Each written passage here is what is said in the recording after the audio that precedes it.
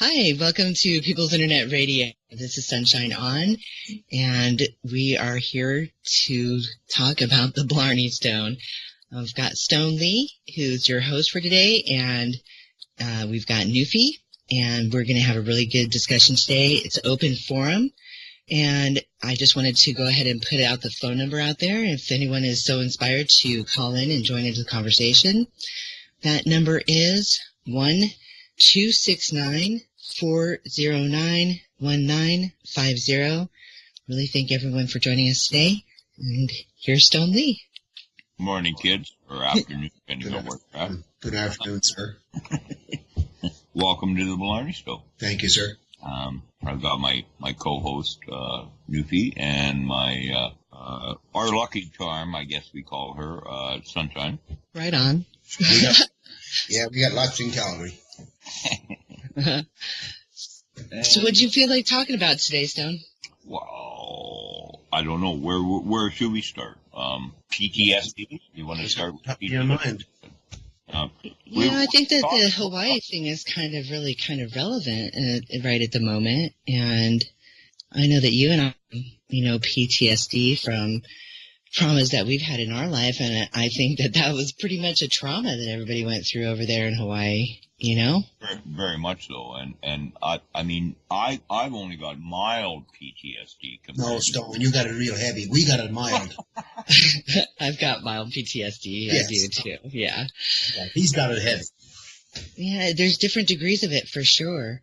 It's crazy on that Hawaii thing. I heard about some father even threw his kid into the gutter, to keep them safe. Manhole.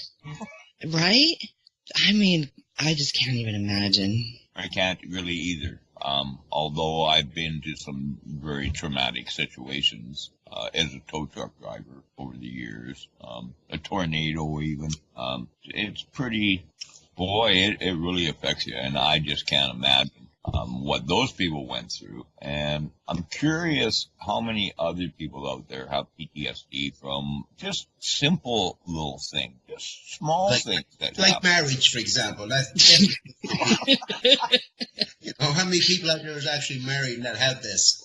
You know what, Garrett? I think you're probably right. I really do. I think that could be a very traumatic experience, especially for children, too. Yeah, the doctor told me I endured this back in 1977. He said, you've been having this in 1977. Well, then I figured it out. Fuck, I got married in 77. This is what PTSD, So it was marriage that gives it to you. Well, interesting. Very interesting. I think that marriage can be very traumatic. And I think that, especially for the children, and you wonder to what degrees, even just witnessing the two most important people in your life, arguing or even abusing each other physically or verbally, that has really got to, well, we already know it affects children in a negative way, but I could see PTSD coming from situations like that. Oh, yeah, because I witnessed my son being born, and I sure hope you did. Every woman must have PTSD. if they ever had a child, they must have PTSD. Well, that's a whole different experience. I mean, that's giving birth to life. That could never be a PTSD situation unless there's certainly, plenty of circumstances that occur during that time that could go wrong. Things could go wrong, and sure, that's a life, And I think that's this is all a bit behind right there, because I know for you, Stone, the traumas occurred in witnessing, lives that have been lost or devastated in traumatic ways. That was my situation as well. And even in the military, with our military personnel who end up having PTSD, that would be due to, those kinds of circumstances where you're witnessing that kind of traumatic death or maiming of human lives. That's just horrible. I think even when you're the cleanup crew, when you're the cleanup crew, you could be coming in after a fire and cleaning the house, they do that kind of thing. Those kind of people, they must have PTSD. You see it. You feel it. Yeah, I know. As soon as I leave to go to Three Hills, I feel it kicking in.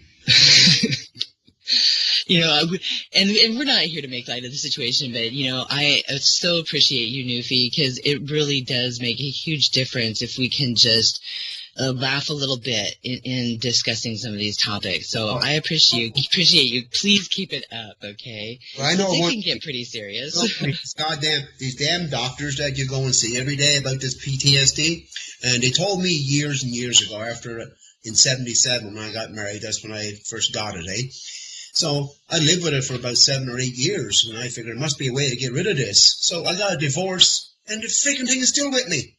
So getting a divorce doesn't get you away from PTSD. So I don't know what my next step is now. I don't know who can tell me how to get rid of this freaking thing I got. I got married three times. I figured I must get rid of this PTSD. The doctor says I'm fucked up, but no, I keep getting divorces, and I'm still not working. Yeah. Yeah, there's something wrong there, This marriage thing, I think it really screws you up, man. That's what gives it to you. I bet there's a lot of listeners out there that's not married, and I bet you they don't have a problem like we got. I'm telling you, it can be to any degree. So I'm not putting it past the fact that you have PTSD from that situation. Look, life can be traumatic, and especially life today with everything that's going on. But let me read a paragraph here real quick out of Wikipedia about what PTSD is in case people don't know. Okay, so PTSD is the acronym for post-traumatic stress disorder. It is a mental disorder that can develop after a person is exposed to a traumatic event, such as sexual assault, warfare, traffic collisions, or other threats on a person's life. What was that? What about childbirth? Well, it could be. Those were just some examples they threw out there. Symptoms may include disturbing thoughts, feelings, or dreams related to the events, mental or physical distress to trauma-related cues, attempts to avoid trauma-related cues, alterations in how a person thinks and feels, and an increase in the fight or flight response. These symptoms last for more than a month after the event.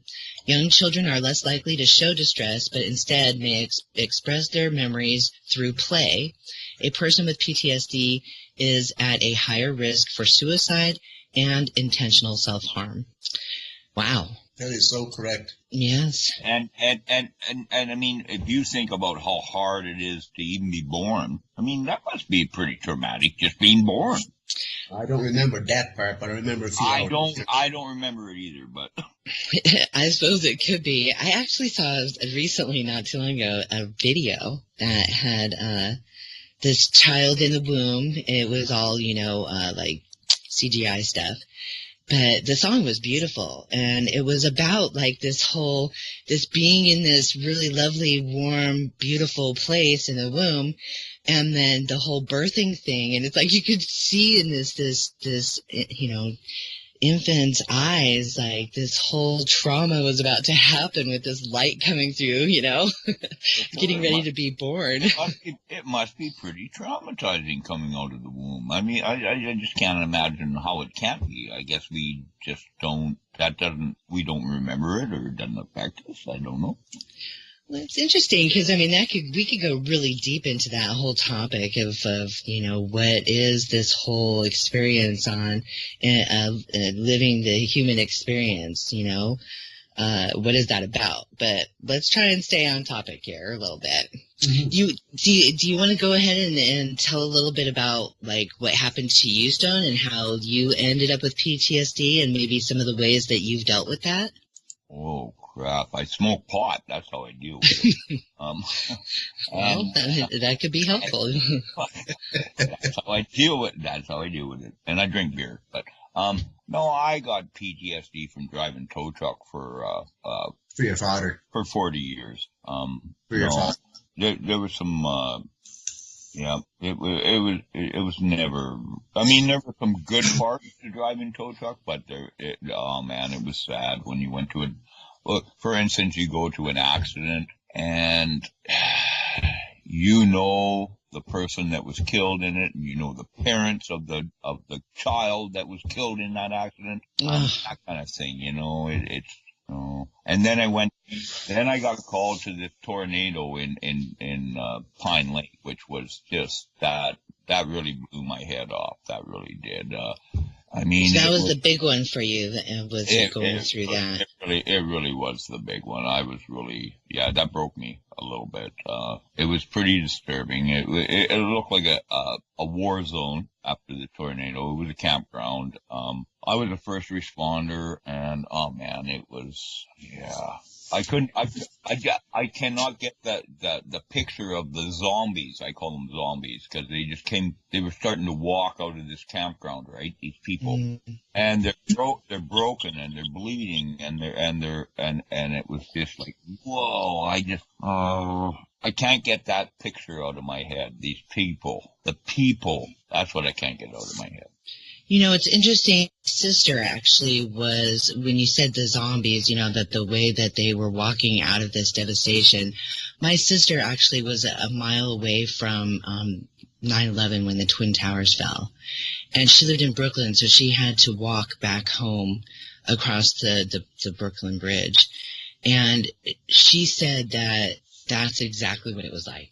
That's exactly what it was like. That people were covered in blood and just the soot, the dirt, and they're so messed up. I'm trying to help them. I want them to sit down. No, they want to walk down the middle of the street. Right down the middle of the road where the ambulances and fire trucks are all coming in. They want to walk right down the middle of the street. I almost had to physically restrain people because they were just right out of it. Now, I bet you if you talk to these people today, and I bet you they all got PTSD out of that. I think maybe the world kind of does after 9/11, really. I think the whole world has it. You know, we just have it a different way. We show it in a different way. I'm pretty sure. I mean, how could we not? Right. So we have a caller who's joined us. Who are we speaking to? Hello? Hello? Well, I think we're having a hard time hearing who's on the line. Hello, okay. It's TC. Oh, is that TC? How you doing, TC? Good morning. Good afternoon. How are you? Oh, good. How's things going with you today? Oh, it's doing just great. Been shoveling snow and enjoying the day. Oh, yeah, right on. Enjoying the day shoveling the snow. I can't imagine. I'm sorry. You heard our conversation we're having here? We're talking about PTSD? Yes, I am. Okay, yeah. You got any comment on that? Well, I think of the veterans. They have that also, which they went through during the wars and all their troubles and tribulations that they went through. Mm-hmm. Yeah, absolutely. My opinion is, how come the government doesn't help them? Mm-hmm. Right. Well, that's what we're here. Where does it stop? This is what we're pointing out. Not just the veterans have PTSD. Firemen have PTSD. Policemen have PTSD. I think there's even plumbers with PTSD. I know. That would give me PTSD. Yeah, totally. You know, and that's why we're here talking about it, because that's interesting that you mentioned the government, because, you know, it's coming to my awareness that if we're going to make a difference in each other's lives to improve the things that are going on in this world, it's really going to be up to us. And it's going to be up to us helping each other. And that's why we're here. That's the whole point of doing this radio show, is so that we can start talking about some of these things. And I really do think that just by talking about some of these things, that there's some healing that happens with that. I think that we end up knowing that we're not alone. That's for sure. That's one thing.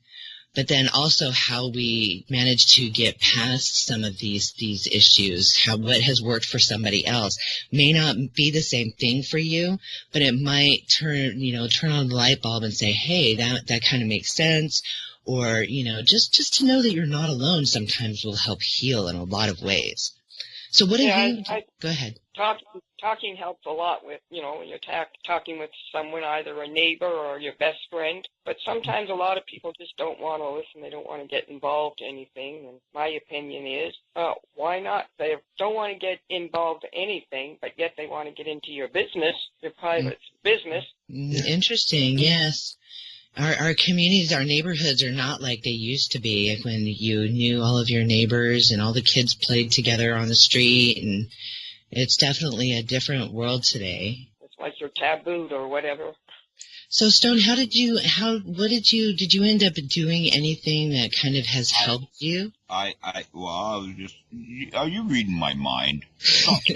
Now, okay, so yes, I did go, they had a therapy thing after the tornado where first responders went, and I did go to one of those, and I suppose it helped a little bit. It just made me realize, okay, it screwed us all, right? So you're not alone. I realized I wasn't alone. Yeah. No. Once you get scarred, you're scarred forever. You can take all the medication, you can talk to whoever you like. Once you're scarred, you're scarred. I don't know about that, Newfie, because now you tell me. This is what I here. Let Sunshine finish her comment there. So, what do you think? It can be overcome? I do, and just based on my own personal experience, it's not that for me. It's not that the triggers aren't still there, okay? But my mind is a very powerful thing, and I'm the one who has power and control over it. And it's up to me to stop my mind from going to some of those places. Now, that's just what has worked for me. What happened to me was I was involved with a group of not so nice people, and a double attempted homicide stemmed from my home. And the person who was being accused of those crimes was my best friend, and he did not commit those crimes, but they were looking for him, and it was a very, very traumatic time. There was a lot of helicopters at the time that were, basically circling over my house for 5 days straight. And just within that was a trigger for me. Okay. That whole experience was very traumatic in the depth of just being so scared for my friend's life, for what had happened, all of that. But it was the helicopters that had been flying around over my house for 5 days that was a trigger for me for a lot of years after the fact.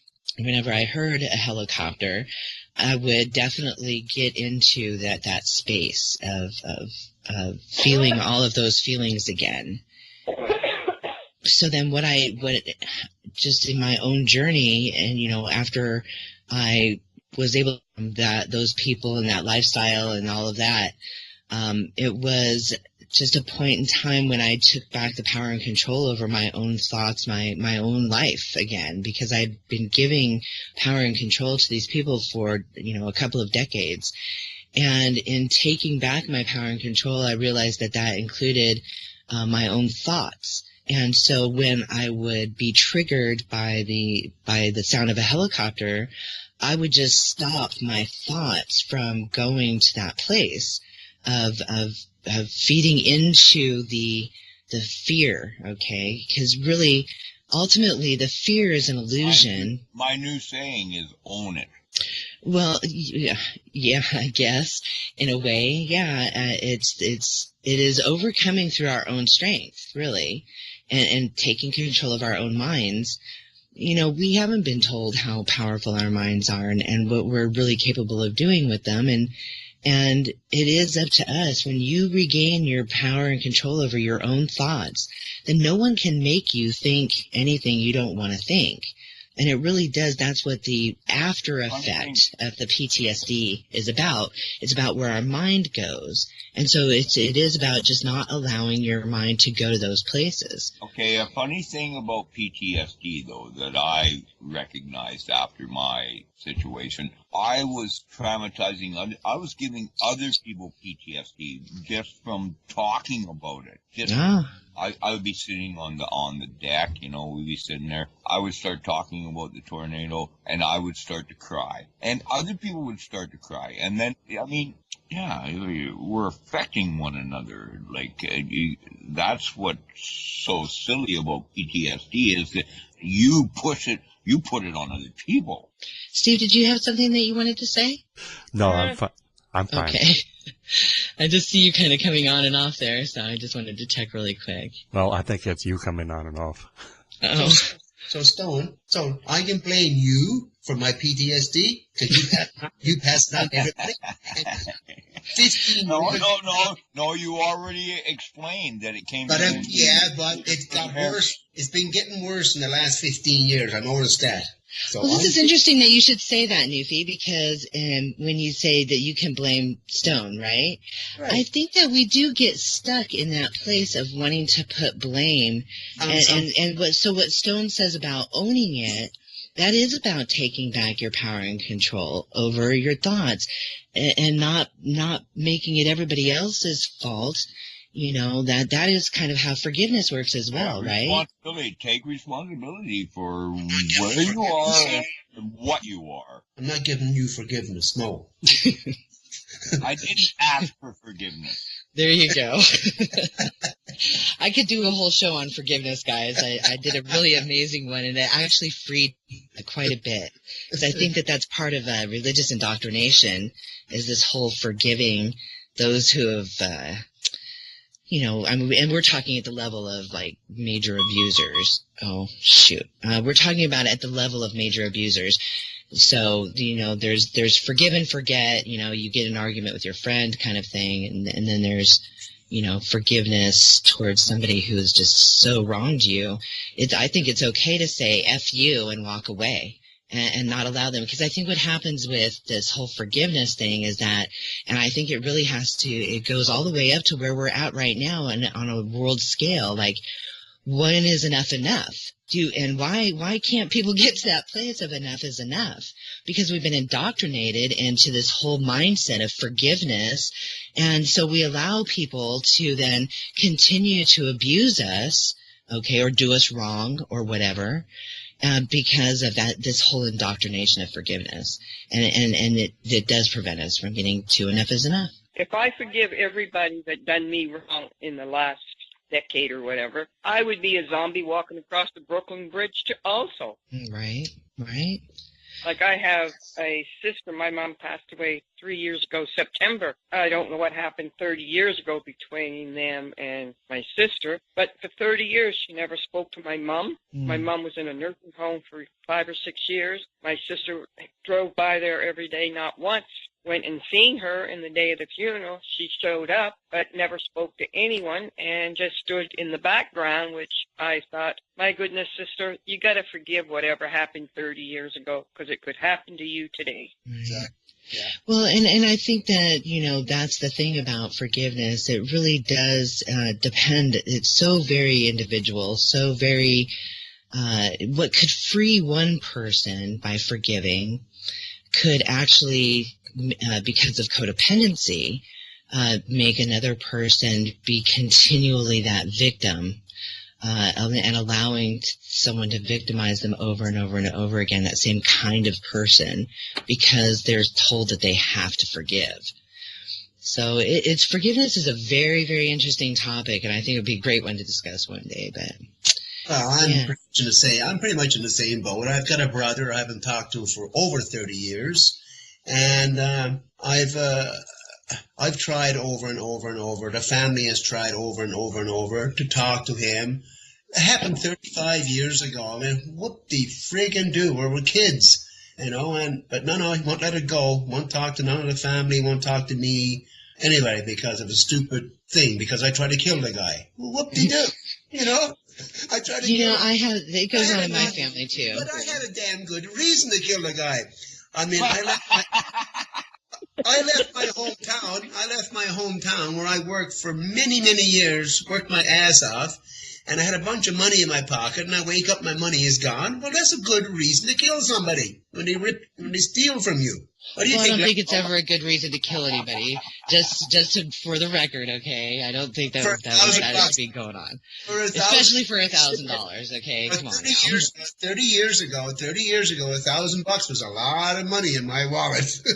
We're not promoting killing because someone stole your money, okay? But he doesn't want to talk to him since. He won't let that go. He tried to kill me, brother. Well, yeah. In that case, we should not go to sleep, because when we wake up, the government's got it all anyway. Okay, thank you. Exactly. So we have another guest who just came on. Larry, how are you today? Real good. Sounds to me like a good time to whoop somebody. Don't take my money. Whoop them out. I'll stand in line. Don't steal my money, Larry, and you'll be fine, buddy. Yeah, I'll be good. So did you have something that's a story you would like to share with us, Larry? No, I just thought that I'd listen. I just drug him in. Oh, you did? Oh, cool. Okay. He doesn't even know he's here yet. So well, you're on the air, Larry. Uh-oh. You are on the air. We're on People's Internet Radio. I want to thank everybody for joining us while we're at it here. Let me go ahead and give out that number again, just real quick here in case. And you guys, I apologize. They're doing work outside my window here. If anybody's hearing the chainsaw in the background, I swear I'm not chainsawing anybody. What did they think to you? Yeah, double attempted homicides don't happen out of my house every day. So the phone number that people can call in would be 1-269-409-1950. That's a Skype number, by the way, and it is available worldwide. So I think that you just have to put in your country code. I believe here in the United States it's 01. I'm not sure what it is in other countries. So that's the best I can give you for now until I do some more research on that. In Canada, it's 1. US. It is 1 in Canada as well? Cool. Yeah, and U.S. is also 1. All right. There we go then. Mm-hmm. So, Larry, do you have any experience with PTSD? Do you know anybody or, I mean, are you familiar with what that is? Have you had any friends in the military maybe who have experienced that? I had a little rough time readjusting when I got back from Vietnam, but that was many, many years ago. Readjusting. He doesn't have PTSD. He just had to readjust. I'd like to know how he readjusted, because obviously he was affected. I mean, who couldn't have been affected from that war? Affected, yeah. Right. Well, I spent the first few years jumping out of bed and crawling on the floor on the 4th of July. Wow. Jeez. When the fireworks went off. Yeah. Right.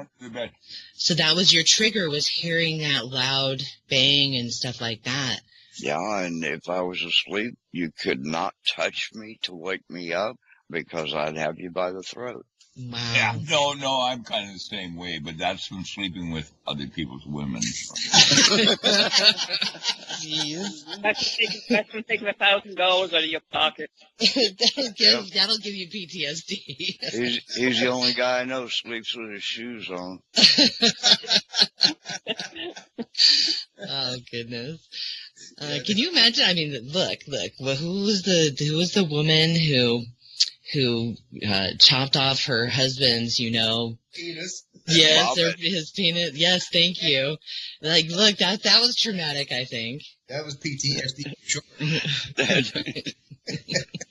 That's more than traumatic. So how long did it take you to get over that, Larry? I mean, and what did you do? Did it just take time, or was there any counseling that you went to, or how did that work for you? Well, while I was still in the military, before they would let me out, I had to learn to play the game. You don't get over it. It's not something that, no. It's always going to be there. That's Right. right. You just have Right. to learn how to deal with it. Deal with Exactly. it. Exactly. I no longer have the nightmares, which is a wonderful thing. I used to not have very vivid nightmares, but I'd see everybody's eyes that I had killed. Wow. Just the eyes would come to me in a dream. And everybody, when they die, they look different. Some of them are scared. Some of them are amazed. Some of them don't Smiling. believe it. Yeah. Well, I know I can relate to that, Larry, because I'm a licensed mortician, and I've seen a lot of sad faces laying on my table. And when you look at those people, it's funny how they what was going through their mind when they took their last breath. Because some of them are smiling, some of them are frowning, some of them like they're hurting, their mouths are open. It's hard, Like I went through that for many years with the funeral home business, and the hardest one that hit me was like a 2-year-old baby that I had to take care of, and I had my funeral home attached to my home, and every night when I closed the funeral home at 11 o'clock, I would take that baby and wheel her into my house down the hallway and put her in the living room in the casket. I wouldn't leave her alone. I mean, a 2-year-old, and that really, really hurt a lot back then, and it still goes through my mind, right? How could that not go through your mind? Yeah. Right. I couldn't do that kind of a job. Right. That would really have to, you have to be a special person to do jobs like that, being a mortician, the first responders. No, you don't have to be special, but you will be broken in the end. Yes. Well, yeah. I don't think that we have to be, and I think part of maybe the brokenness, what do you guys think? Maybe part of the brokenness is because we are so disconnected from each other that we really are lacking in our own compassion and empathy for each other. But like I say, I can't talk to other people about my PTSD because then I traumatize them. I can only go talk to somebody else that's already kind of in the same boat. Well, that's but when I talk to normal people, like just plain people that haven't got PTSD, I will give them PTSD. Thank you. That's what happened to me 15 years ago. Thank you, Stone. Now I can close my book. That's where I got it. Well, I think you have an interesting point there. All you got to do is turn the news on some mornings and you get it right away. Yeah, definitely triggered, right? Yeah, true enough. You get PTSD off the news. Yeah, that's right. It's what we choose. It's what we choose to let bother us. Right, it is like choice. Two sisters in Edmonton last week, starving their daughters together and putting them in furniture boxes in the basement and go out for the evening and not think anything of it till they come home and the kids are gone. Like, well, what did I do wrong, Like, that's what you all need. This is an amazing world that we're living in today, and I know these things that they've happened forever, unfortunately, and now we've got the internet and we've got the news where we're actually able to hear these stories more readily, and where's the balance, It's either murdering someone or the news, all these politicians that's in charge for sexually assault, and where's this all coming from? The media. Right, and where is the balance in the media? And if we're not getting balance in the media, then I think it's very important that we get balance in our lives, that we find a balance to hearing about those things, that we find some other area in our life where we can balance that out with some joy. We're part of the media because we listen to it and we pay into it, like. Very good point. Yeah, but I consider the media like sunflower seeds. Chew and spit. You're only keeping a little seed because a lot of it is garbage. Well, I think that it affects us, though. It definitely affects us. It wears on you over time to hear all of these negative things or be focused on it, all day long or part of the day or what have you. And it affects, I think, all this negative energy affects us physically and mentally. And if we're not balancing that out with doing some things in our lives that are away from that negative, that where there's some joy and happiness and love going on. If you don't have that balance in your life, then I think it really, especially physically, I really think that energy really affects us in a negative way. So how do we ever find compensation for PTSD? Like, you take what happened. Okay, we started with Hawaii, kind of. Okay, I got no idea. How do you ever get compensation for that? How do you compensate everybody in Hawaii for the PTSD that they are now going to be having dealing with? Mm-hmm. I think that that's a big part of healing, really, guys, is that accountability, holding people accountable for these traumas. It's sickening. Yeah, how, but our guest had No, blaming somebody else doesn't change it.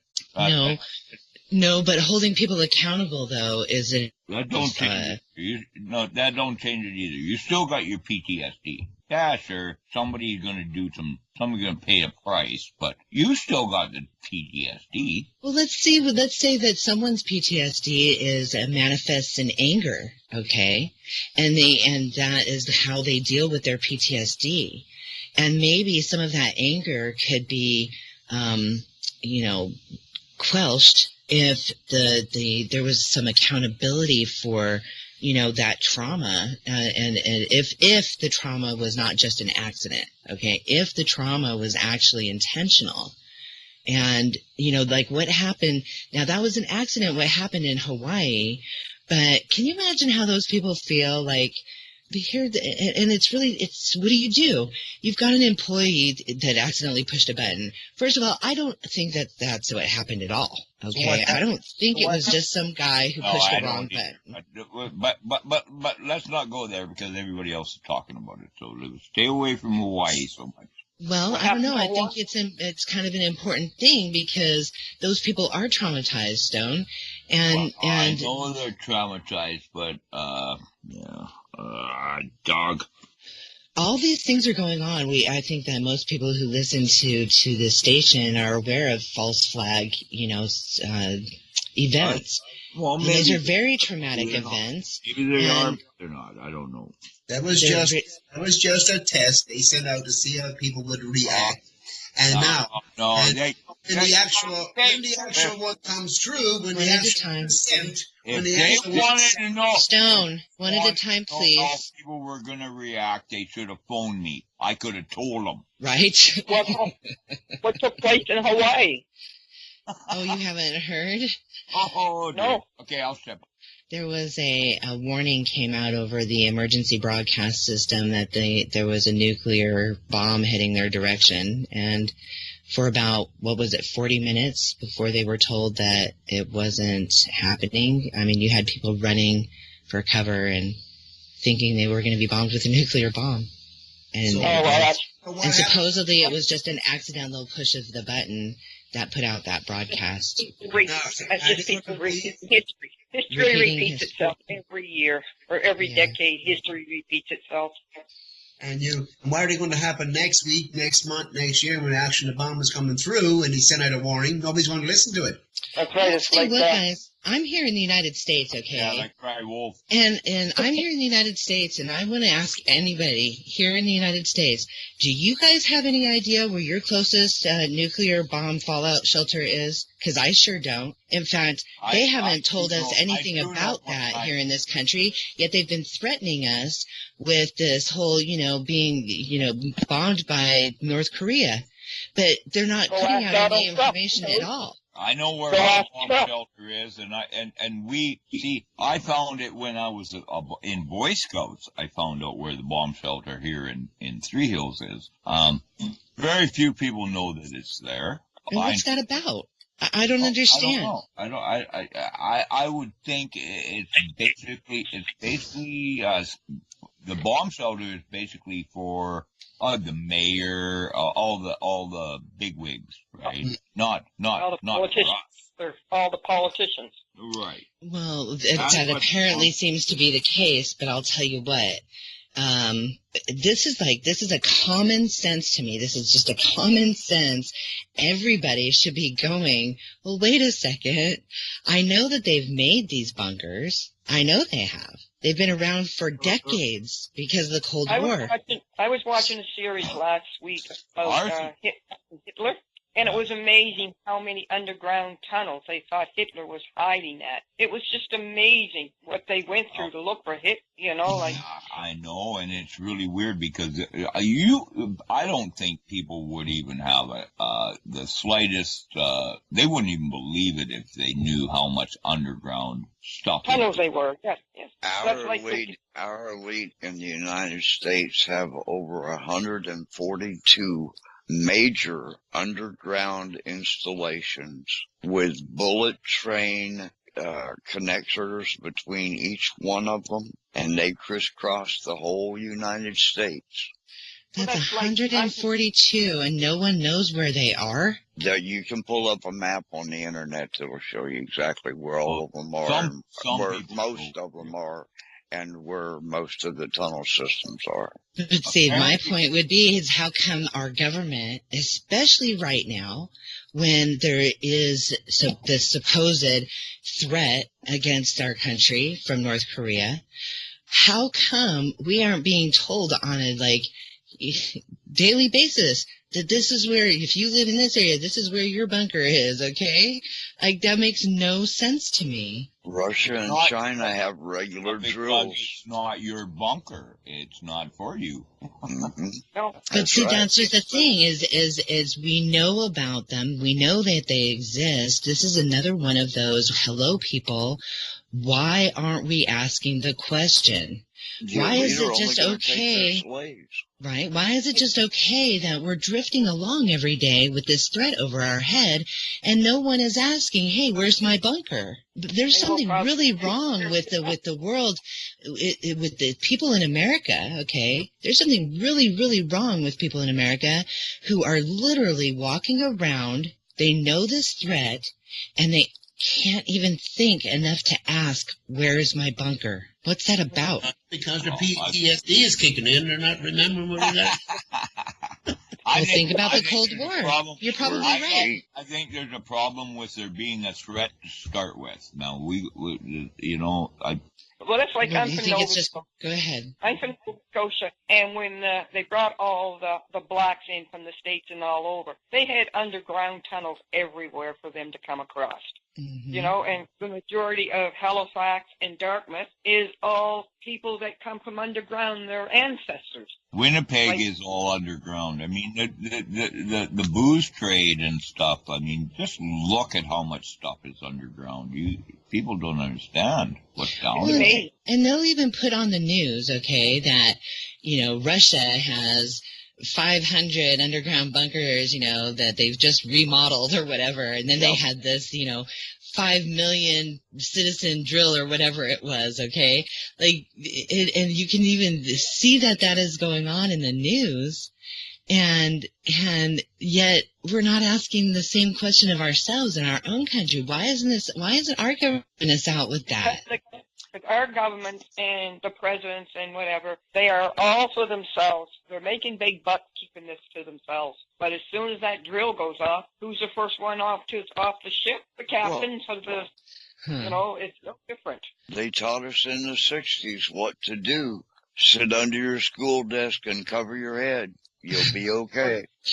Isn't that just crazy when you think about that, Larry? I mean, really. I think are we just really that just ridiculously naive? That's just so they could find all the bodies.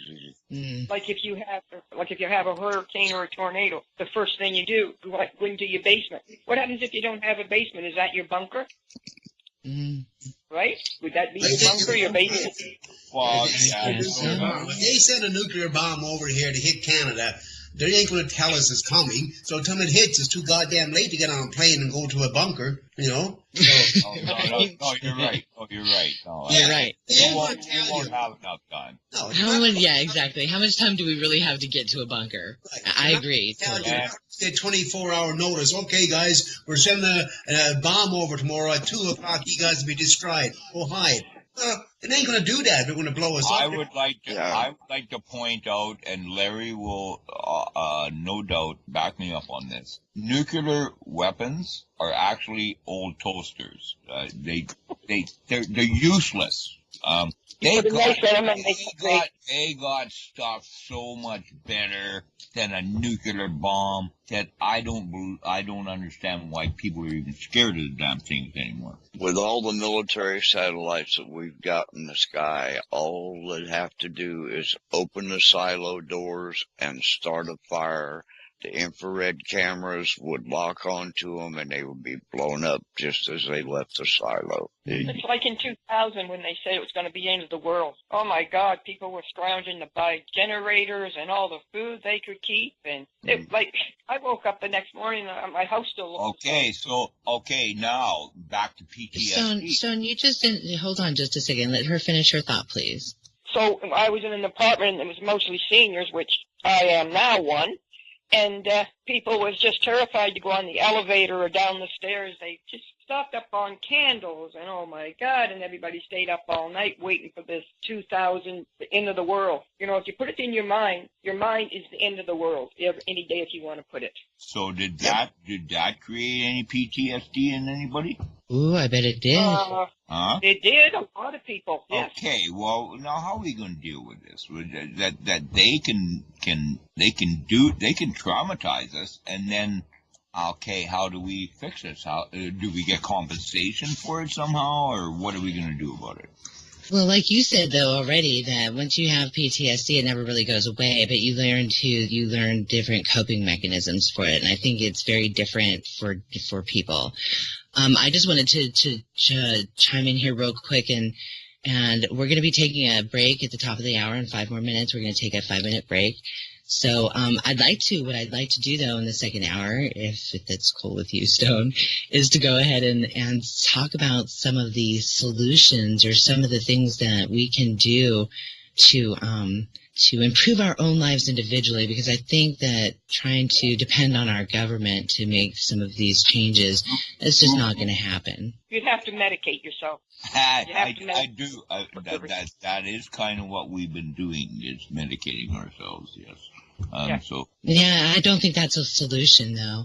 I understand that for some people in extreme cases that might absolutely be necessary, and I'm not a doctor, so yeah. But I think that we can heal each other and we can heal ourselves, and those are the kinds of things I want to talk about. I'm talking about marijuana and beer and stuff like that. Our escape from it, then. That would be our escape from it. Maybe if I got my $1,000 back, maybe my PTSD would leave. Maybe, I don't know. Oh, Newfie, give it up about the 1,000. It'd be worth more than that today with the.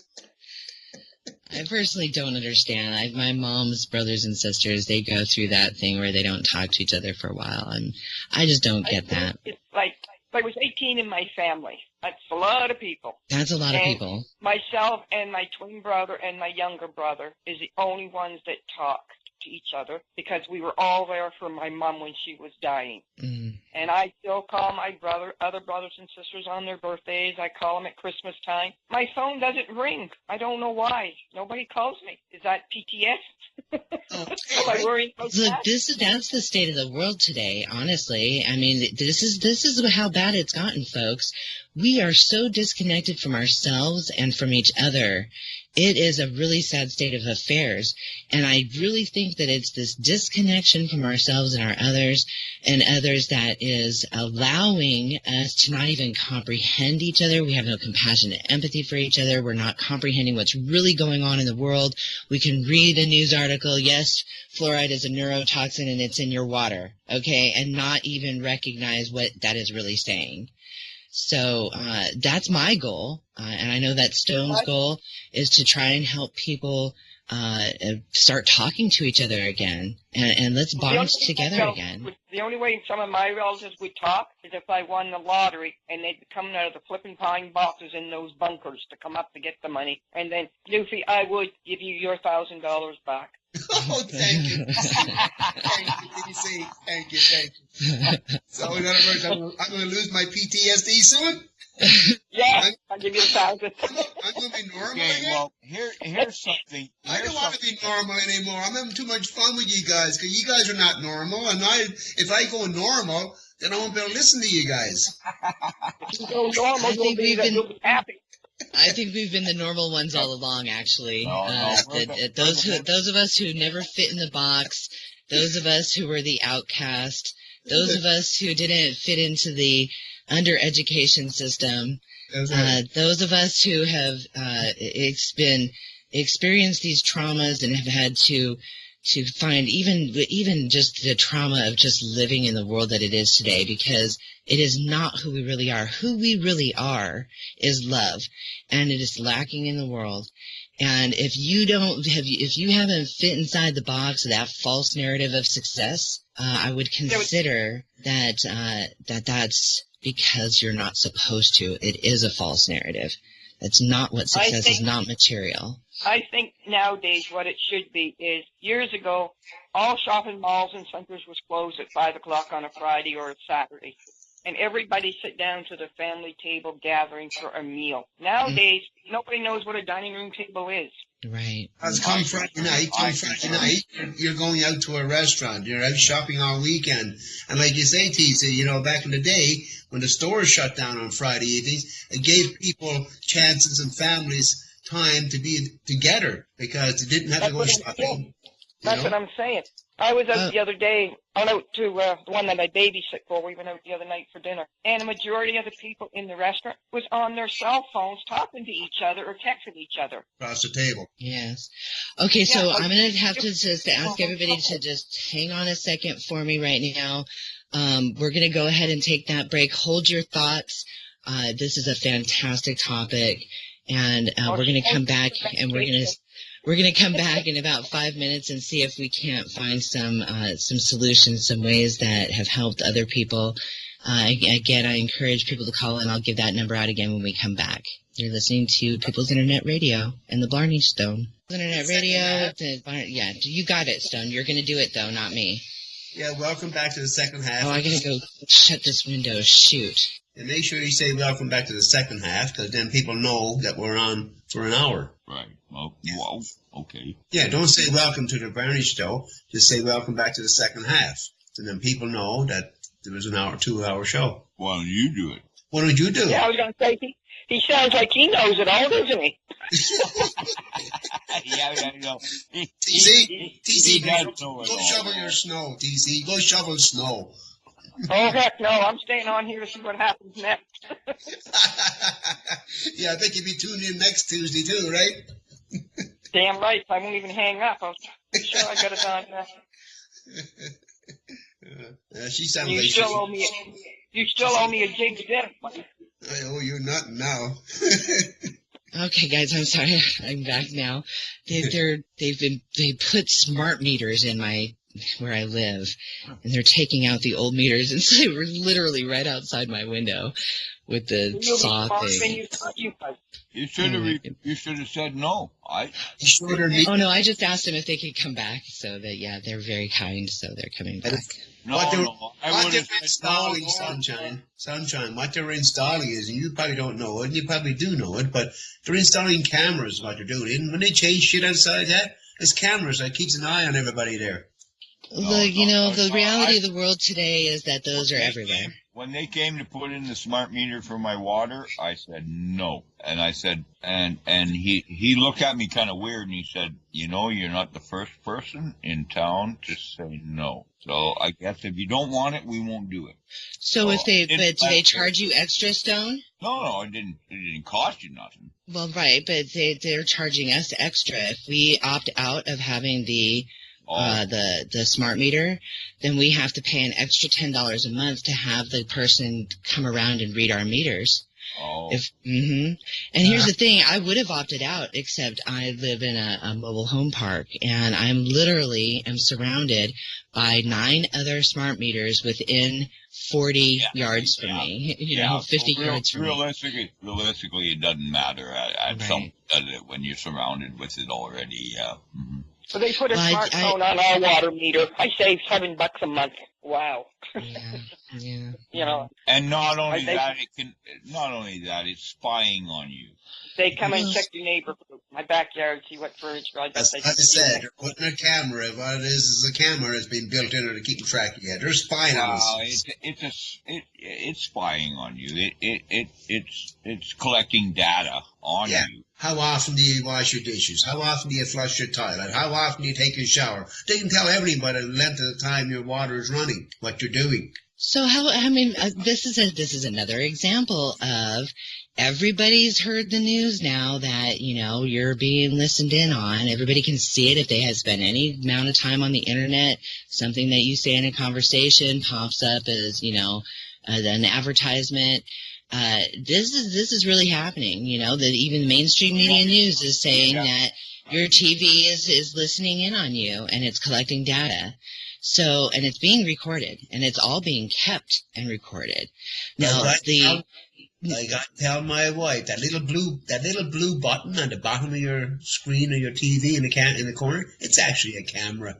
It's keeping track of everything we're doing and saying. And she doesn't believe you. Actually, she's starting to believe me. Yes, now she is starting to believe me. Oh, okay. Right.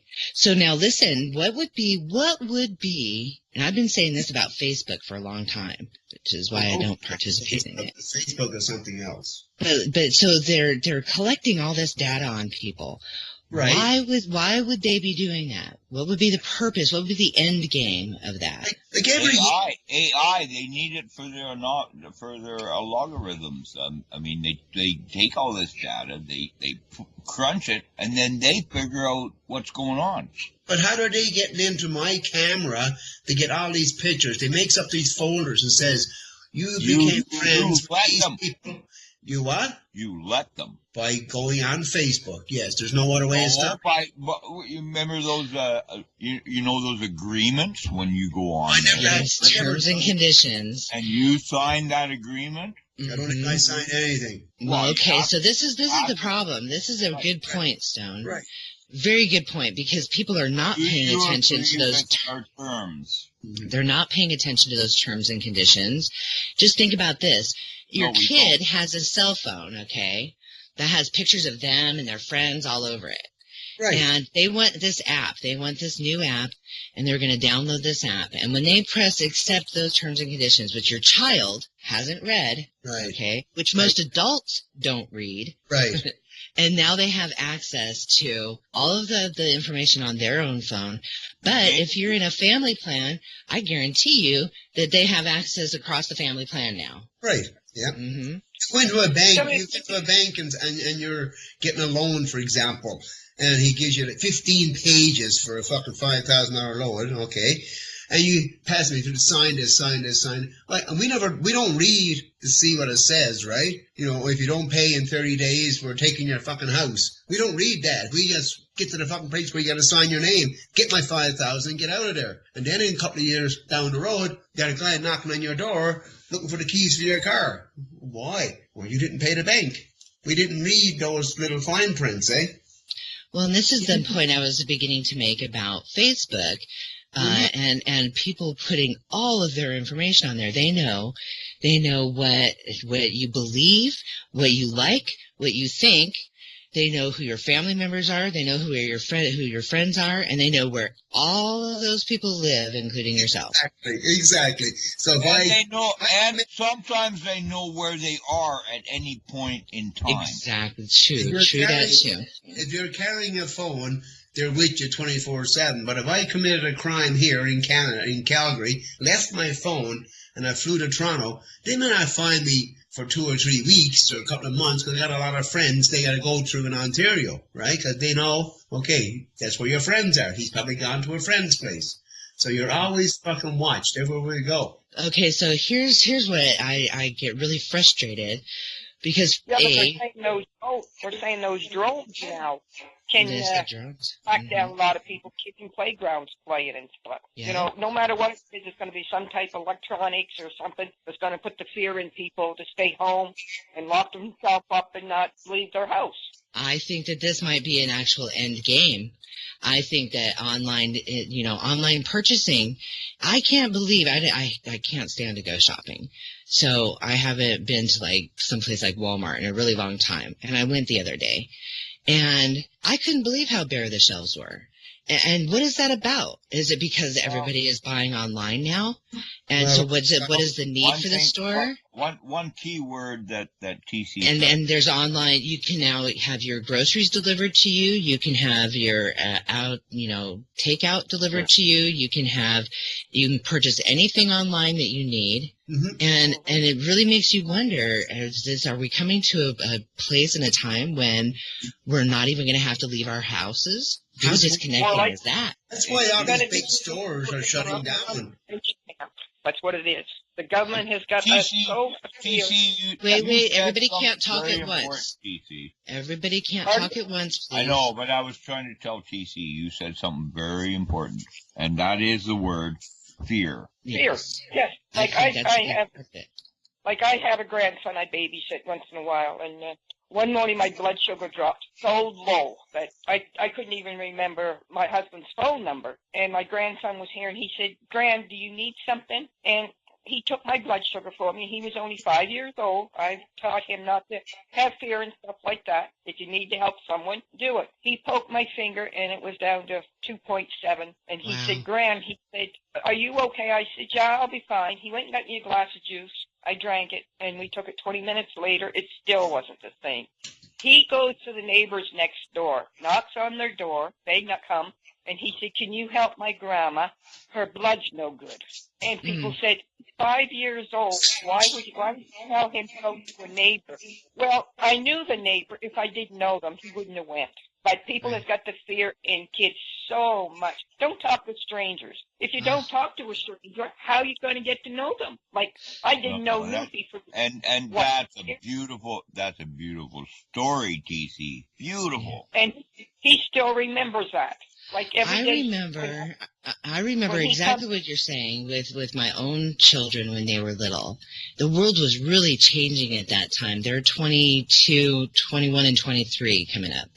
So when they were little, I remember one time being in the store and I heard another little kid say to their mom, she said something about stay near me or whatever, and she said, this child said, "That's right, Mommy, because somebody might take me." And my heart just sunk. It's like, we didn't grow up thinking that. We weren't afraid of being taken. My mom used to send me down to the corner store with $1, and I would get her cigarettes and some chips. Well, kids don't get to go upstairs in their own bedrooms. They have to go to sleep without a night light and a parent sleeping with them. Like, get over it, people. Right. Gotta reach your fears. My fear is a spider. I really want to get. My fear is when you phone me in the morning at 7 o'clock. I want to get back to the fear thing. I really do. I want to come back to the fear thing because this is really important. Fear is a huge thing. You're right. And I want to continue my thought process on the Facebook. I wrote not yet. Let me finish the report on fear when I was in college, and fear leads to racism. That's where racism and all this hatred. That's where hatred comes from. It's from fear, and so we really have to get a handle on fear. And I ride the bus quite a bit to go where I want, and I'll see people on the bus it's like, "Oh my God, don't look at me," or don't touch me. I'm gonna, get over this flipping fear. Be more fearful of what's going to happen in other countries that come to Canada. I wake up in the morning and I think, well, if I get up in the morning and I can still talk and breathe and walk, then I'm good for the day. Out with the fear. Did you take a If pill? If I fall down the stairs, if someone calls and I don't answer my phone, eventually they'll come and find me on the bottom of the stairs. No fear. Did you take one of my pills this morning? You haven't given me any for a while. So let's go ahead and go with the fear, okay? I kind of wanted to mention real briefly about about what we started talking about with the Facebook and things, because, and this being spied on stuff, okay? People don't, in the United States anyway, I mean, you're lucky if you can stand on a street corner and ask people who walk by, name 3 of your civil rights. They don't know. And that is mainly due to our undereducation system. But they don't understand what their civil rights are. They don't know how to exercise their civil rights. And they're so freely willing to give them up. And don't really understand the impact and the importance of them. And I'm going to make a point here. So now Facebook has all of your information. And I'm telling you, folks, you can sit there and say, well, I'm not a criminal. Who cares? I have nothing to hide, right? Well, isn't it just the signing with a pen on a new law that says all of a sudden this religion is against the law? And now you're associated. Hold on. You're associated with that religion now because it's on your Facebook page. So and sexuality, for instance, was illegal. Yeah, I mean, there's all kinds of things. A stroke of a pen, and all of a sudden, a stroke of a pen, and it was legal. It's the same with cannabis, prohibition, all of that stuff. I mean, it's ridiculous how they've been able to just play with all this stuff. That's ours. It's ours. We should own it. Well, it is something to consider, okay, for anybody out there who hasn't been participated in those systems, the policing authority, and the abuse, and really know the abuse of policing authority, or who has never experienced the court system and the corruption in that extortion system, because that's what it is. And once you're involved in those systems, talk about an eye-opener, okay? So, and then you have the mentality of the jury of look around at your peers. Are you going to trust your case to go up in trial? Because here's what the extortion system is about. The extortion system is to trump up your charges. If you take it to trial, okay, and remember, it's a jury of your peers who are going to ultimately decide. If you take it to trial and you lose, then you do all of the time for all of those trumped up charges. So you could be looking at, say, 10 years. Or, here's where the extortion comes in now, or we'll give you a great plea deal. We'll give you a great plea deal where we'll get rid of all those other charges and just one charge. And this one charge now we're going to give you maybe 1 year in prison, okay, which is a lot better than 10, and then you're going to pay these fines now, okay, you got to pay the fines, that's part of it too, and if you don't pay your fines, then, we're going to come arrest you again, right? So what do people do? Even if they're innocent, the fear is that if I take it to trial, I could be looking at 10 years if I lose. And so that is the extortion system, and it gets people involved in the system, and it's about in the United States anyway, the loss of your Fourth Amendment right to search and seizure. So now they can come into your home anytime they want and do a search and seize any of your property, and then you've got this jury of your peers. Now, we're already programmed through the television that if you've been arrested, you're guilty of the crime, which is not the case. You haven't been charged with a crime. You've only been arrested. But people don't understand the difference. Who is the judge? Okay, who's the judge? What is it? What is the judge? He's some special kind of thing? He got PTSD probably. Huh? Well, see, the laws in Canada. No. And just going through that whole system right there, that'll give you PTSD. The judge is the same as you. The judge is the same as you. Now we're back to the subject of PTSD. See, where it all leads back to? All leads back to PTSD. Wait, you guys, nobody can understand you when you're talking over each other, okay? What bothers me is in Canada and the States is, say, a kid here in the States is 12, 13 years old, does a crime. They don't release their name or show their picture, but in the States, they do. Now, with these women, the women that started these kids and whatever, they won't give their names, protect their children. Who's going to protect those children from it happening again from someone else? if these people's names aren't put up into the public. I would agree with you. Who is going to protect the children? Because let's look what is happening here in the United States. Well, I think that's Child why, Protective that's why Stone. I was started talking. doing this. That's why I started doing this. Was because of my grandchildren that that will in the future. That's the only reason I do any of this. You got grandchildren? No, I don't. But I. Hey, so you're doing it for my grandchildren? Yes. Yeah. Okay. Go ahead. So just like the criminal system, the prison system here in the United States, they have corporatized that, right? So now it's a business, and they've got to keep those jail cells full in order for their business to be profitable. Well, they're doing the same thing to Child Protective Services here in this country, but they're making that a business. And so removing children from their homes is now the thing to do, because that's something to really think about, folks. It's not about the children anymore. Again, it boils down to the money. Okay, talking about prisons. Who supplies the chicken for most of the U.S. prisons? Canada. No. Little Rock, Arizona. Where's Bill Clinton from? Little Rock. Arkansas. That's Arkansas. Yes. Little Rock, Arkansas. Yes. And that's who supplied the chicken for U.S. prisons down there. There it is there. Follow that mighty dollar and you'll find who. And this is a good segue into this. I'm witness. I spent over 5 years in the United States. I spent over 5 years in the U.S. prison system and Mexican prison.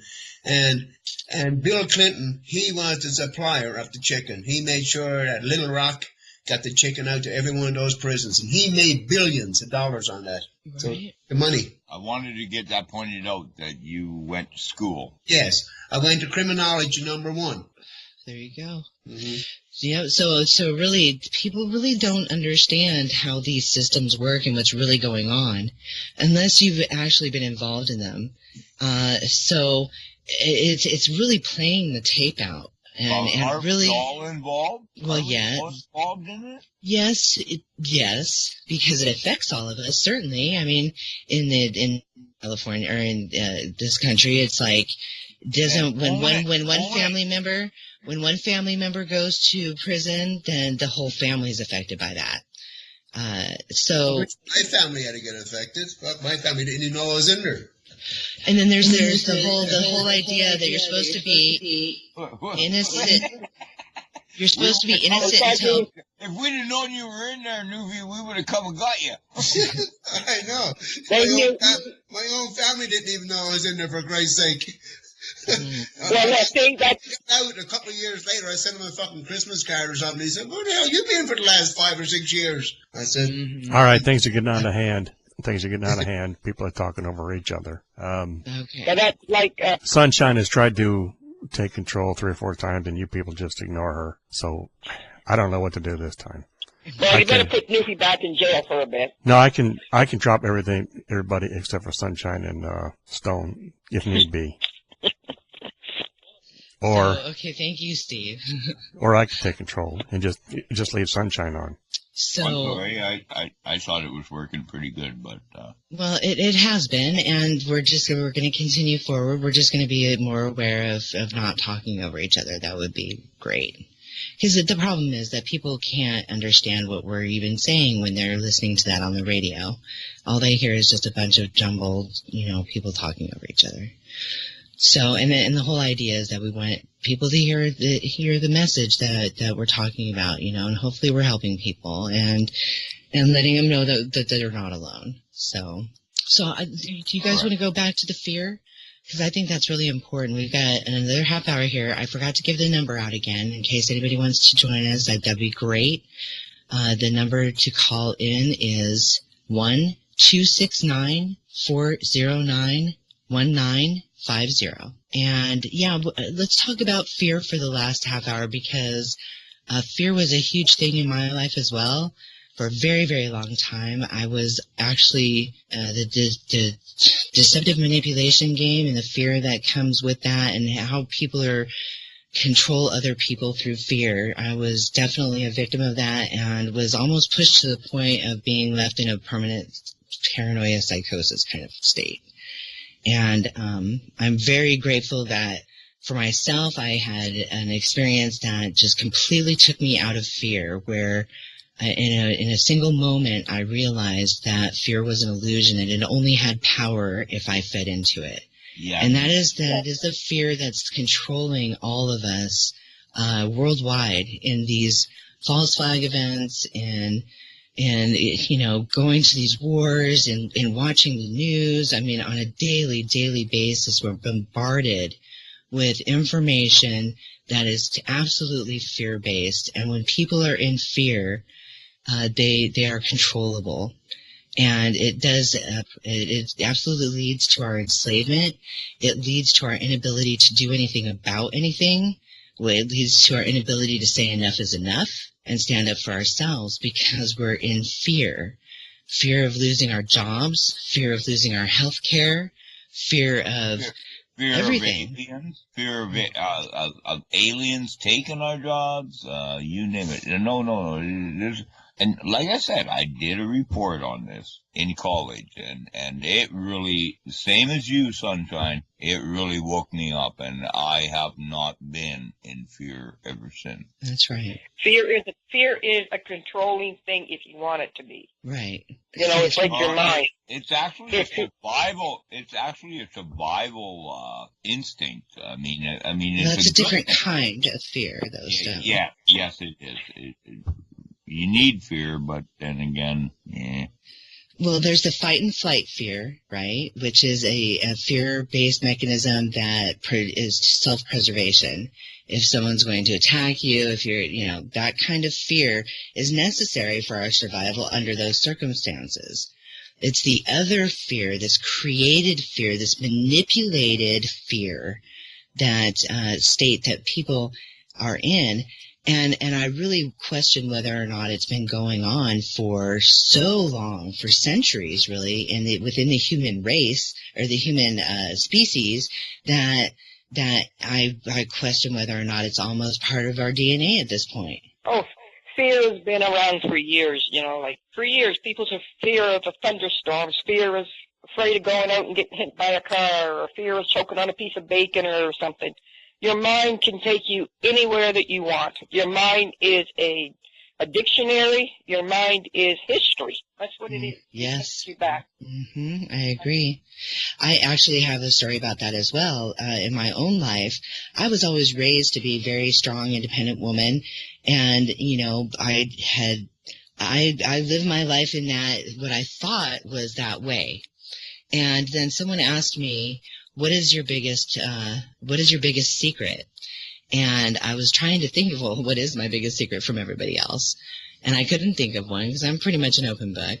And so when I went to bed that night, I kind of, asked the power greater than myself, what is my biggest fear? And through that whole night, tossed and turned, and I was like taken back through my life and shown all these different moments when the decision that I had made or the action that I took was actually out of a fear base.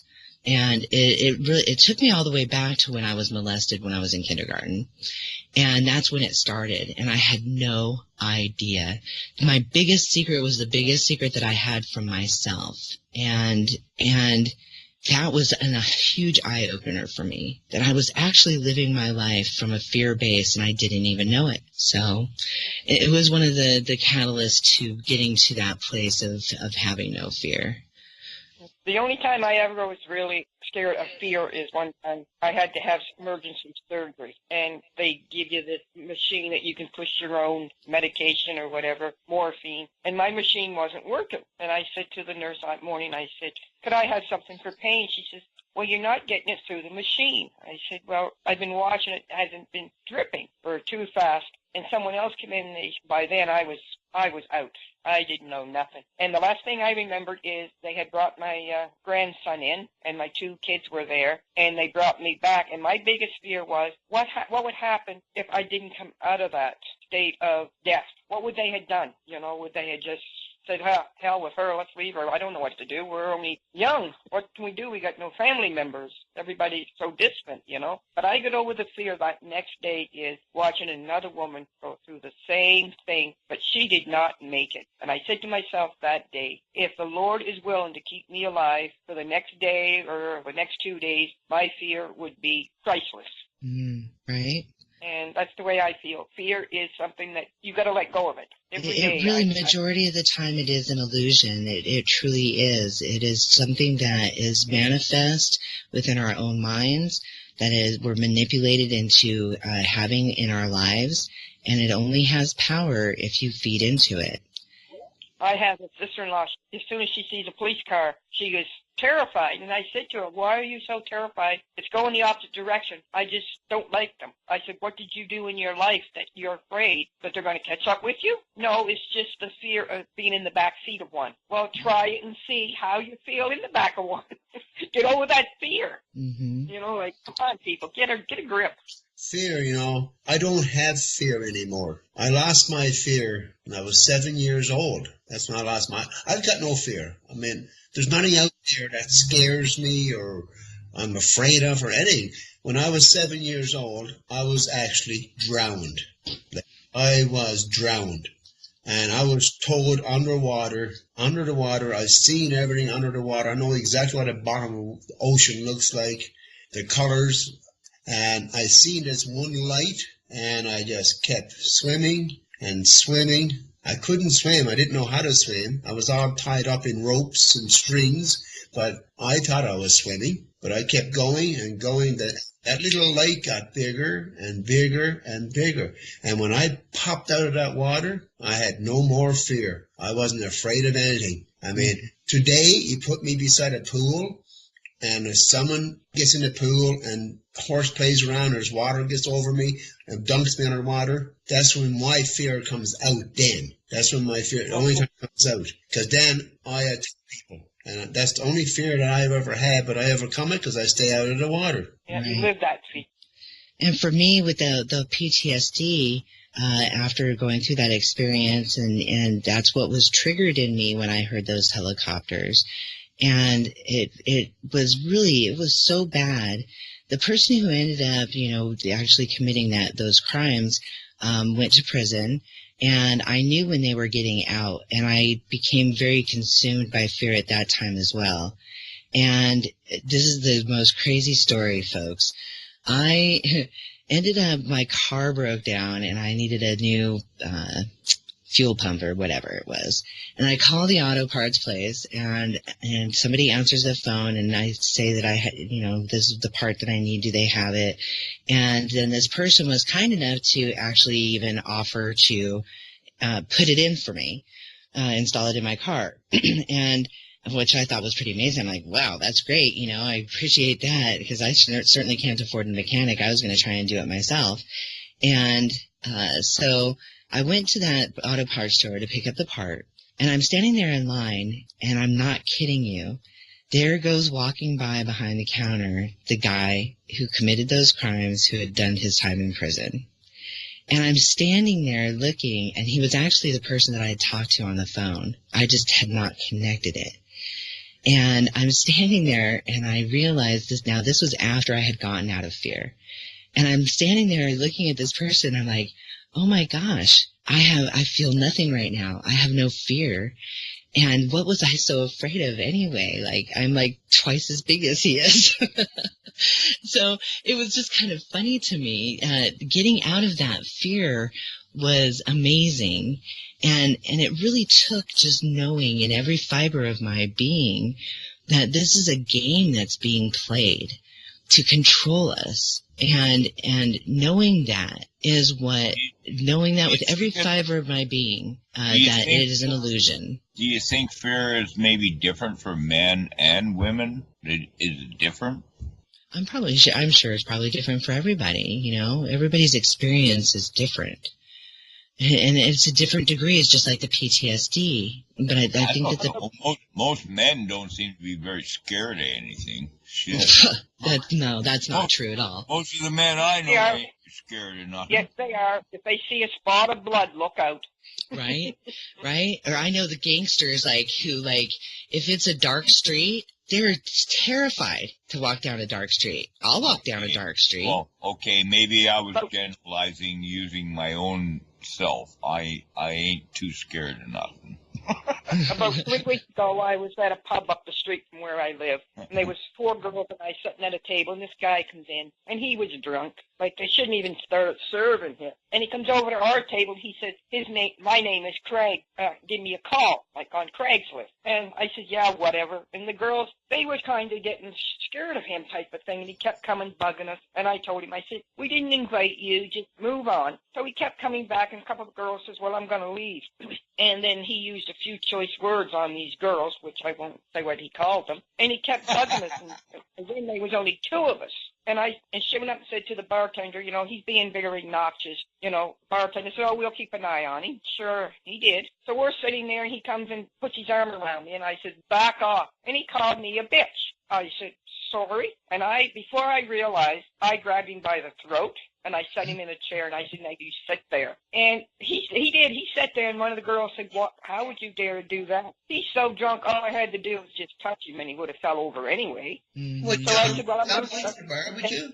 Hey? John went to the bar with you? No. So they kicked him out, and then I said, well, I'm going to go home. So I just walked maybe not even 10 minutes from my place.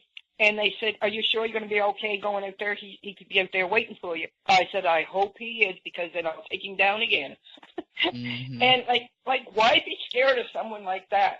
They said, oh, well, he could have pulled a knife or a gun. Well, if he had us, they would have been 911 calling for him, not me.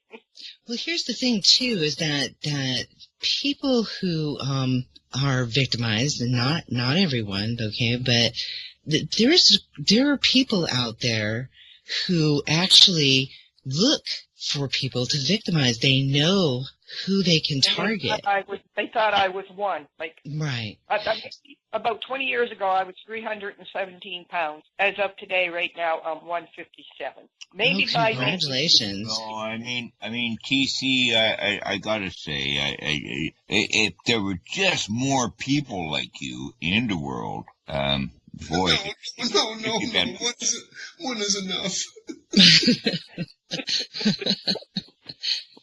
Well, and this is great because it is about sharing our stories. And look, a lot of people don't think about these things. And it is about getting people to think. So, if adrenaline cut in, your adrenaline cuts in. Right, your adrenaline does cut in, absolutely. But also to carry yourself in such a way, people can sense when you're in fear. That's how they pick their victims. They pick the vulnerable. They pick the person who is in fear. They pick the person who is naive, okay? Yeah. These are people who make their living off of other people, taking from other people. And, So, how you carry yourself, if you're in fear, look, we're meant to be connected, okay? We can feel each other when we're connected. We can sense things about each other without saying anything. I'll be reading my mind. So that is part of it as well. If people can sense when it's just like animals, we are the human species. Our species is meant to be connected together and bonded together. And the disconnect has really come, in my opinion, from this whole texting and chatting and emailing, all of these things that have eliminated our voices, where we're not hearing the inflection in our voices, and also not seeing each other's faces. And those are part of being able to communicate effectively with each other. What I think is that none of us like each other. We don't want nothing to do with each other, and somehow we just get forced to be. True. Well, I mean, I don't know how true that statement is. I mean, really. No, it's really true. Believe me, it's a true story. It is. It is. Well, I suppose it could be, that there's people who have been, are jaded. They're holding on to resentments. They're holding on to bitterness. They're holding on to all these issues, past issues, mind you. I'm hanging on to the end, right till the end, and he's going to know. So if you're hanging on to all of these past issues in your life, those things only harm yourself. They don't harm the person that you're holding the resentment against or the bitterness against. People just watch to see how your stress level goes. That's what, I find. People say to me, oh, well, when you guys were growing up, you were poor. Yeah, we might have been poor, but my dad worked every day, and there was nothing. We weren't abused. We had lots of food on the table. And where are you guys? You're sitting at our table because you don't have anything to eat. Now, to me, get over that. I grew up in the same place, too. Yeah, we had more black people sitting at our dining room table than they lived in their own community because I'm a people person. I could sit downtown and take a book and write a book on people, the way they walk, talk, or whatever, but I don't judge anyone. Right. And that is a lot of stuff today. People is so willing and free to judge people than look at themselves. Well, isn't that the truth sometimes? Okay, TC, can I step in for a sec here? Yes. I've been saying this for like a few weeks now. I'm seeing this in people where they're all of a sudden judgmental. It's like their shit doesn't stink anymore. It's like they never made a mistake in their life. Okay, so that would be like narcissism, and what would be the effect of communicating via text message all the time or social media all the time, where we're not hearing each other's voices, we're not seeing each other's faces as we're trying to communicate. Now we're disconnected. We have no compassion and empathy. We can call someone whatever name we want to and then just block them. Okay, so we never see how they were affected by that. Right? And then you've got selfies, which are all about promoting, this whole self-centeredness. Now, self-awareness is quite different from self-centeredness. Self-awareness means that I'm being aware of how I treat others, how I'm thinking, how I'm feeling, how I'm speaking, the words I'm choosing. That's self-awareness. Okay? I never lock my doors. There's an old saying is, in Newfoundland, you never lock your doors. And I'm not from Newfoundland, Lord forbid. I never lock my doors. I figure if someone comes knocking on my door, there's a reason for it. If they want to break in, there's a reason for it. Like my sister lives 3 hours away. We don't lock our doors here either, TC. Yeah. My sister lives in Edmonton, 3.5 hours away. I found out by Facebook that her and her friend was in Calgary for a week, and I didn't even know it. And someone said, well, did you talk to her about it? I says, why? If I had, she would have just said, oh, we didn't have time. Well, I wouldn't have had time to cook for them, or I wouldn't have had time to make the bed for them, or clean the tub for them, and then I wouldn't have had to say, don't let the door hit you on your way out. That's my way. That was only your sister. Holy shit. My mother was here about 3 years ago. Spent 21 hours at the fucking airport, and I live 8 kilometers away from the airport. She never even called me. So you think that's bad? So there it is. There's a perfect example of another thing that has influenced our disconnect, the family unit. The family unit has been shattered. The family unit. Big time. Yes, and tell me these wars don't affect the whole family unit. And we can take it all the way back to 100 years ago with World War I, okay? And that affected the family unit then. And there's a multitude of other things that have totally torn apart the family unit, including the women's equal rights movement. And this is, it's a travesty. I do think that people, okay, men and women, can do anything that they put their minds to. But when you discount the importance of the bonding that happens within the family unit, when you're taking infants and separating from their mothers and bottle feeding them, that biologically there's a connection that happens in breastfeeding that's important to the bonding of our species. And then you have our children are being raised in daycare centers, and they're not being raised within the family unit. And then look at what's happening to our elderly as well. They're being put into homes that half are not even getting the real care that they need. And half of them don't even have their family members who contact them. And This is huge. Yes, exactly. This is huge within our species. This is a huge issue. If there's anything that we all should be talking about, forget about all this stuff that's going on in the world. None of it is going to be resolved until we resolve the issues within ourselves and within our species as a human race and our human species and the humanity in itself. We've lost our humanity. And start Like looking I say, after- when- start It's looking like I after say them. when my mom was in a nursing home. She's in Nova Scotia in Digby. I'm out here in Calgary, and I called every day. I called and talked to her every day to the point that she couldn't talk because she had Alzheimer's. But if I didn't talk to her, flowers were delivered once a week.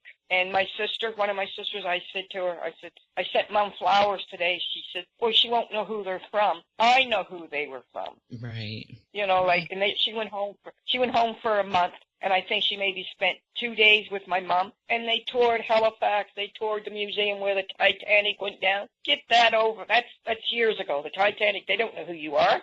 You know, sitting there reading all this stuff on the Titanic. They don't know that you're Linda reading this stuff no more than I know that Blow Joe's half a brother of whose, you know.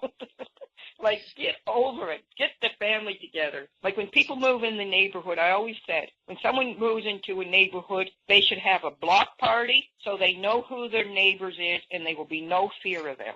Right. I'm cutting you off with those pills. Your prescription is canceled. And, you know, and our children, and that's watching out for our children within a neighborhood. We should be watching out for each other's children, because here's a statistic, folks, and this is real. And I'm telling you, this is the one thing that if I could just get up on my rooftop and scream from the top of my lungs, I don't understand why everybody isn't. 8 million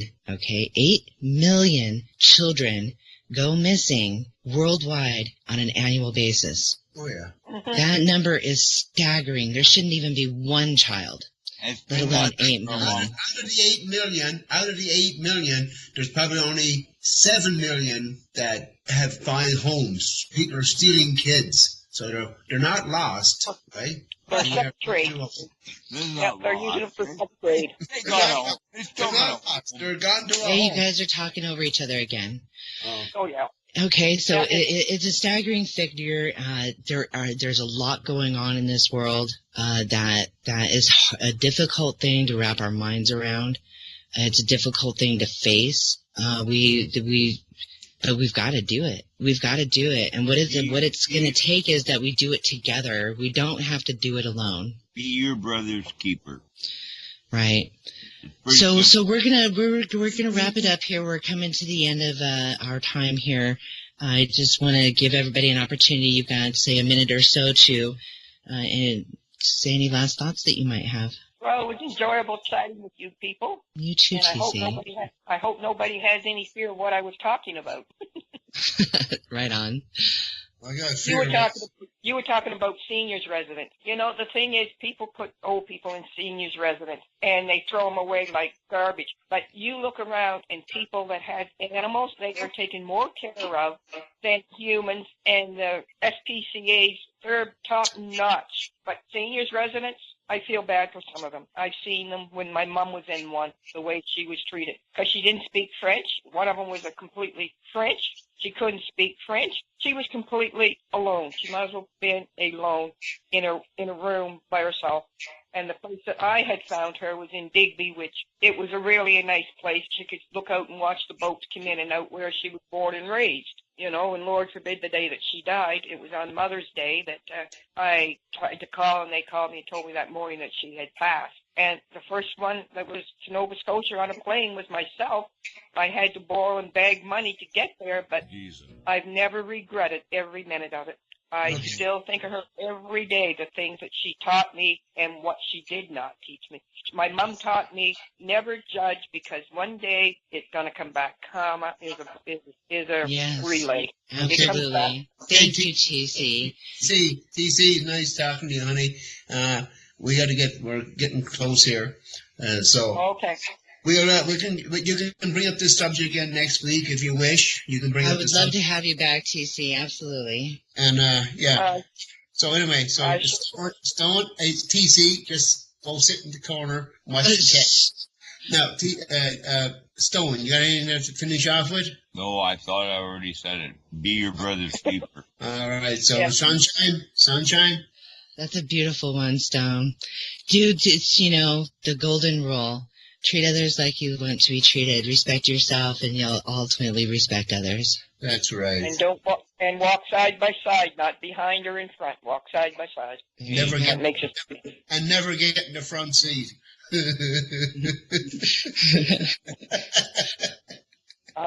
So I want to thank everybody for joining us here at the Blarney Stone, and for listening in here at People's Internet Radio. We're glad that you were able to join us. We would encourage you to please anytime join us here at the Blarney Stone and call in, share some of your story. That's what's going to help bond us together again. That's what's going to help us know that we're not alone. And I want to thank Steve for being our producer today. You're awesome. And again, everybody have a beautiful day. He's certainly patient. Hey, Steve, I'd like to apologize if I over talk a little bit too much, because I'm just new to this and I'm a newfie and I like talking, and I apologize, for your comments saying that we're over talking everybody. So if I was a part of that, I apologize. Right on. And I'll make sure he does not do it again next week. All right. Love everybody.